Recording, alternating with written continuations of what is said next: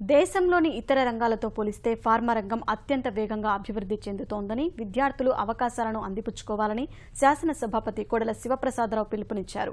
విజయవాడలోని నిమ్రా కళాశాలలో ఏర్పాటు చేసిన ఫార్మోరియా సదస్సును మంత్రి దేవినేని ఉమాతో కలిసి ప్రారంభించారు. రాష్ట్ర వ్యాప్తంగా వివిధ ప్రాంతాలకు చెందిన విద్యార్థులు, ఫార్మా సంస్థల ప్రతినిధులు, నిపుణులు ఫార్మోరియాకు హాజరయ్యారు. 3 రోజుల పాటు జరగనున్న ఈ సదస్సులో వివిధ అంశాలపై విద్యార్థులకు అవగాహన కల్పించనున్నారు. ఉద్యోగం సంపాదించాలన్నా, ఒక పరిశ్రమ పెట్టాలన్నా, ఒక వ్యాపారం చేయాలన్నా ఈరోజు సమాజంలో అన్ని విధాల పరిశ్రమలు కూడా మరి ఆందోళనలో నష్టాలు ఊగిలో కూరుకుపోయిన నేపథ్యంలో సక్సెస్ఫుల్గా లాభవంతంగా నడుస్తున్న పరిశ్రమ ఏది ఉంది అంటే ఫార్మా రంగం అన్నమాట.